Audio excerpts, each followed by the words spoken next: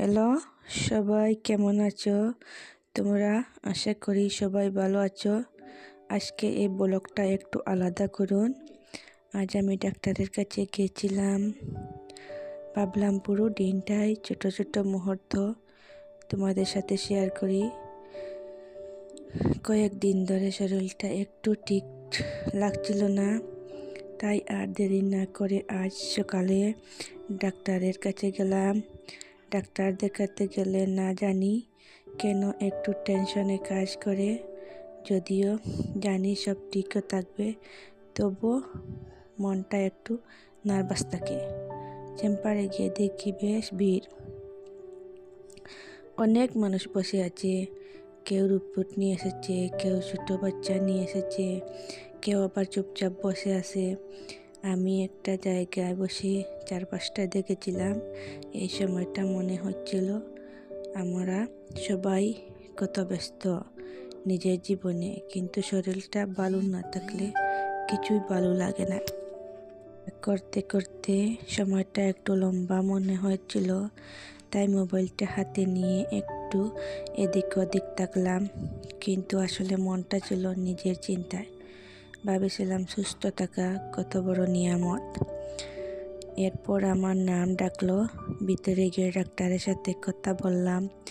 উনি মন দিয়ে সব শুনলেন, কিছু পরামর্শ দিলেন, কিছু ঔষধ লিখে দিলেন। বললেন বেশি চিন্তা করার কিছুই নেই, ঠিক হয়ে যাবে।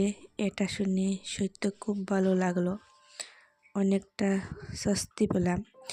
চেম্বার থেকে বের হয়ে মনে হচ্ছিল একটা বড় চাপ কমে গেছে। বাইরে এসে দেখি রাস্তায় বেশ ভিড়, গাড়ির শব্দ, মানুষের হাঁটা চলা, দোকানের ডাক, সব মিলিয়ে খুব ব্যস্ত একটা পরিবেশ। আমি একটু দাঁড়িয়ে সব দেখেছিলাম। মাঝে মাঝে এমন মুহূর্তগুলো ক্যামেরা ধরে রাখতে ইচ্ছা করছে। একটা টুকটুকিতে উঠলাম। এখন আমি টুকটুকিতে বসেই তোমাদের সাথে কথা বলছি। রাস্তার হাওয়া লাগছে, মাঝে মাঝে ঝাঁকুনি লাগছে, কিন্তু এই মুহূর্তটা আমার কাছে খুব স্পেশাল। কারণ আমি ভাবলাম জীবনে এই সাধারণ দিনগুলো স্মৃতি হয়ে যায়। আজকের দিনটা আমাকে একটা জিনিস শিখিয়েছে, নিজের শরীরের যত্ন নেওয়া খুবই জরুরি। আমরা অনেক সময় ছোটোখাটো অসুস্থকে অবহেলা করি, কিন্তু সেটা করা উচিত না।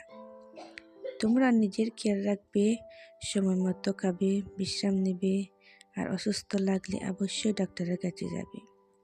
এই ছিল আজকের ব্লগ। যদি ভিডিওটা ভালো লাগে তাহলে লাইক দিও, কমেন্ট করো, জানাও তোমাদের মতামত, আর আমার চ্যানেলটা সাবস্ক্রাইব করে পাশে থাকো। আবার দেখা হবে নতুন ভিডিওতে। সবাই ভালো থাকো। আল্লাহ হাফিজ, বাই।